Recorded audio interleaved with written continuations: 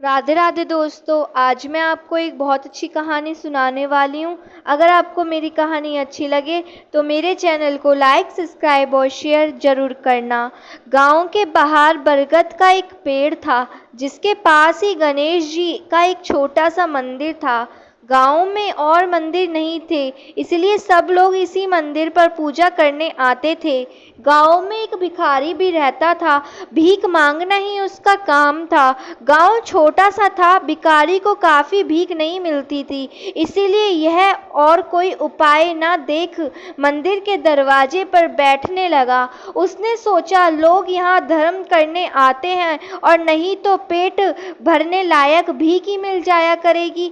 भिखारी दिन भर मंदिर के दरवाजे पर बैठा रहता और जब वहाँ किसी को आते देखता तो शिव शिव रटने लगता। इस तरह बेचारा दिन भर गणेश जी और शिवजी जी का नाम लिया करता था, मगर शाम तक उसे भीख मिलती थी, सिर्फ 2-4 मुट्ठी अन्न और कुछ फल फूल और कभी कभी 4-6 पैसे। भला इतनी थोड़ी आमदनी से किस प्रकार उसका गुजारा हो पाता।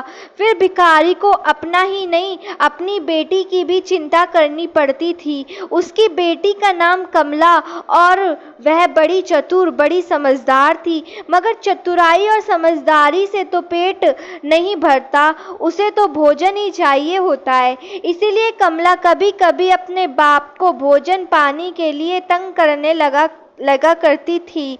उस वक्त भिखारी के दिल पर बड़ी चोट लगती थी, उसकी आंखें भर आती थीं, वह चिंता के समुद्र में डूबने लगता था। गर्मी के दिन थे, दोपहर का समय था, ऊपर आसमान और नीचे धरती थक थक जल रही थी, चारों तरफ सन्नाटा छा रहा था। ऐसे ही समय में महादेव और पार्वती जी लोगों का दुख सुख देखने इस संसार में आए। चलते चलते वह उसी गांव में पहुंचे और गणेश जी के मंदिर के सामने से निकले। भिखारी उन्हें आता देखकर जोरों से जय शिव की नाम रटने लगा। भिखारी की यह हालत देख पार्वती को बड़ी दया आई। उन्होंने महादेव से कहा, उफ, इस भिखारी की तरह तो देखो, बेचारा कितना दुखी है, देखो तो कितने प्रेम से तुम्हारा नाम जाप कर रहा है, पर एक तुम हो इतने कठोर, तुमने आज तक इस पर दया नहीं की। मैंने सुना था कि लोग अब बड़े पापी हो गए हैं, वह अब देवताओं की पूजा नहीं करते, मगर नहीं, आज मालूम हुआ कि इसमें उनका कोई अपराध नहीं है, सब अपराध देवताओं का ही है। इसी आदमी को लो, बेचारे को तुम्हारा नाम लेते बरसों बीत गए, इतने पर भी उसका पेट नहीं भर पाता। जब देवता ही ऐसे कठोर हो जाएंगे तो कोई क्यों उनकी पूजा करेगा। महादेव को पार्वती की बात लग गई। वह पार्वती से बोले, असल बात क्या है यह तुम नहीं जानती, जान भी नहीं सकोगी, क्योंकि तुम्हारा हृदय इतना कोमल है। मगर नहीं, तुम रंज ना करो, मैं आज ही कुछ बंदोबस्त कराए देता हूँ, जिससे इस भिखारी का दुख दूर हो जाएगा। इतना कहकर महादेव जी पार्वती जी के साथ मंदिर में पहुँचे। माता पिता को आते देख गणेश जी उठकर खड़े हो गए। उन्होंने बड़े प्रेम से माता पिता को प्रणाम किया। महादेव जी ने गणेश जी को आशीर्वाद दिया और कहा, देखो बेटा, यह भिखारी बरसों से तुम्हारे द्वार पर बैठा है, मेरा नाम जाप करता है, मगर तुमने अब तक इस पर दया नहीं की। अब ऐसा कुछ उपाय करो जिससे इस बेचारे का दुख दूर हो जाए। गणेश जी ने हाथ जोड़कर उत्तर दिया, अच्छी बात है पिताजी, 7 दिन के भीतर उसका दुख दूर हो जाएगा, उसे कहीं ना कहीं से 2 लाख रुपए मिल जाएंगे। गणेश जी का उत्तर सुनकर महादेव जी और पार्वती जी आगे चले गए। इसी समय एक बनिया मंदिर से पूजा करके आ रहा था। वह आड़ में छिप कर महादेव जी और गणेश जी की बातें सुन रहा था। उसने सोचा, यह तो बहुत अच्छा मौका है, यदि थोड़ी चतुराई से काम लूँ तो सहेज ही 2 लाख का मालिक बन सकता हूँ।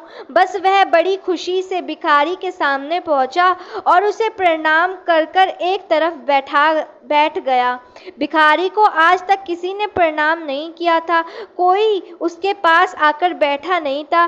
बनिए के इस काम से भिखारी ने समझा कि यह बेशक कोई बहुत ही ज़्यादा दयालु आदमी है। वह मन ही मन खुश होता रहा और विनय से बोला, बाबा आप बहुत दयालु जान पड़ते हैं, कहिए मेरे पास आने की कृपा क्यों हुई? आप नहीं जानते मैं एक भिखारी हूँ। बनिए को तो अपना मतलब निकालना था, मीठेपन से बोला, आप भिखारी हैं? कौन कहता है कि आप भिखारी हैं? मुझे अच्छी तरह मालूम है कि आप एक बहुत पहुँचे हुए महात्मा हैं और आपके दर्शन से लोगों के पाप दूर हो जाते हैं।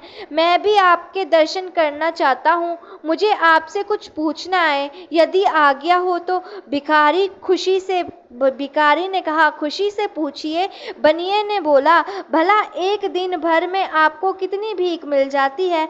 भिखारी ने कहा, भाई मिलने की क्यों पूछते हो, पेट के भी लाले पड़े होते हैं। रोजाना 2-4 मुट्ठी अनाज मिल जाता है, कहीं 2-4 पैसे मिल जाते हैं, किसी तरह दिन काट लेता हूँ।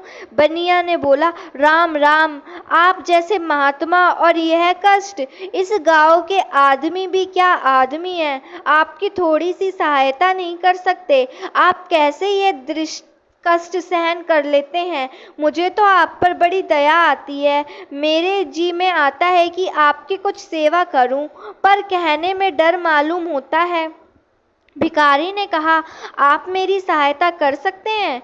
हे बनिया दांत निकालकर बोला, मेरी इतनी हैसियत कहाँ जो आपकी कुछ सेवा कर सकूं, मगर एक बात है, आज से 7 दिन तक आपको जो कुछ भी मिले वह मुझे दे दीजिए, बदले में आपको 100 रुपये दूंगा। 100 रुपये का नाम सुनते ही भिखारी खुशी के मारे उछल पड़ा।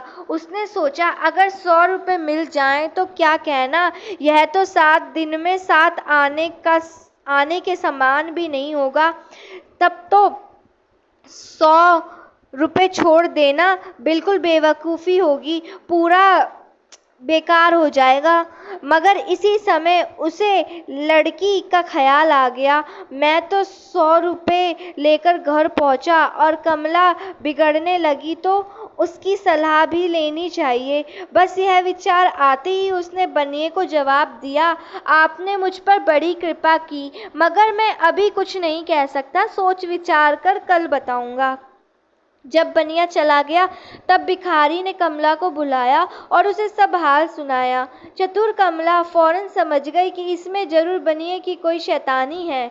उसने पिता से कहा, बनिया बिना अपने फायदे के क्यों 100 रुपये देने चला है? खैर मैं कल उससे सब बातें तय कर लूँगी, मगर तुम बीच में ना बोलना। उधर बनिए का बुरा हाल था, रात भर उसके पेट में उछल कूद मचती रही। बड़ी मुश्किल से सवेरा हुआ, बनिए की जान में जान आई। वह हाथ मुंह धोते ही भिखारी के पास पहुंचा और छुटते ही बोला, क्या विचार किया आपने? कमला भी बनिए से निपटने को तैयार बैठी थी।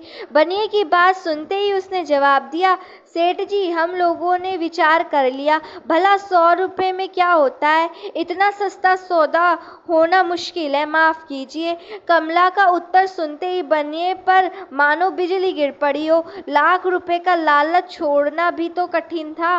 वह 200 रुपये देने को राजी हुआ। अब तो कमला का संदेह और भी पक्का हो गया। वह समझ गई कि बनिया जरूर किसी भारी लाभ के लिए ही इतना रुपए दे रहा है। उसने जवाब दिया, सेठ जी इतना सस्ता सौदा और कहीं होता होगा, 100-200 या 1000-2000 में तो कुछ नहीं होता। जो चीज़ आप कौड़ियों के मोल खरीदना चाहते हैं वह लाख रुपए से भी सस्ती है। यह सुनकर बनिया बहुत घबराया, परंतु उसने अपनी कोशिश जारी रखी। मारे लोभ के वह अंधा हो चुका था, उसको लोभ का भूत सवार हो गया था। उसने 100-200 से बढ़कर अंत में 50,000 लगा दिए। अब कमला ने सोचा इतने रुपए थोड़े ही नहीं होते, भेल कटेल, इस फायदे को छोड़ना ठीक नहीं। उसने बनिए से कहा, खैर आप नहीं मानते तो मैं ही आपकी बात मान लेती हूँ, मगर शर्त यह है कि रुपए अभी मिलने चाहिए। यह शर्त मंजूर करने के बाद बनिए को क्या उधार था, वह खुशी खुशी घर लौटा। उसने सोचा 50,000 रुपये देकर 1 लाख लेना कुछ बुरी बात नहीं है, 2 लाख ना सही 1.5 लाख का मालिक तो बन ही जाऊंगा। आह, मेरी तकदीर भी कितनी चौखी है। साथ ही दिन में 50,000 का लाभ हो गया। उसने घर आते ही भिखारी के पास 50,000 रुपये भेज दिए। अब बनिया हर रोज भिखारी के पास आता और उसकी दिन भर की भीख घर ले आता। इस तरह 6 दिन बीत गए। अब तो बनिए को बड़ी फिक्र हुई। 7वें दिन वह फिर गणेश जी के मंदिर पहुंचा। उसने देखा कि आज फिर महादेव पार्वती जी मंदिर में पधारे हैं। बस वह दीवाल से कान सटाकर उनकी बातें सुनने लगा, मगर यह क्या, उनका कान दीवाल से चिपक गया। उसने कान छुड़ाने की बहुत कोशिश की, मगर कान टस से मस नहीं हुआ। तब वह दाहिने हाथ की सहायता से कान छुड़ाने लगा। इन्ने में हाथ भी दीवार से चिपक गया। इधर महादेव जी ने गणेश जी से पूछा, बेटा इस भिखारी के लिए क्या इंतजाम हुआ? गणेश जी बोले, जी हाँ, उसे 50,000 रुपये तो दिलवा दिए हैं, बाकी के लिए बनिए को दीवार से चिपका दिया है। यह बनिया बड़ा लोभी कंजूस है, इसने गरीबों से एक एक के 4-4 वसूल करे हैं। रुपए वसूल करने में इतनी गरीबी पर दया नहीं आती इसे। उनके बच्चे भूखे मरते रहे, पर इसे पैसे दुगने ही चाहिए होते हैं। इस तरह इसके 1 लाख रुपए से अपनी तिजोरी भर ली है इसने। गरीबों के माल से यह सुख नहीं उठा सकता। अब जब तक यह भिखारी को बाकी 50,000 रुपये नहीं देगा, तब तक दीवार से ही चिपका रहेगा। गणेश जी की बातें सुनकर बनिए ने अपना माथा पीट लिया। उसकी आंखों में आंसू आने लगे। जब उसने घर से 50,000 रुपये मंगाकर भिखारी को दे दिए, तब कहीं दीवार से उसका पीछा छूटा। धन्यवाद दोस्तों।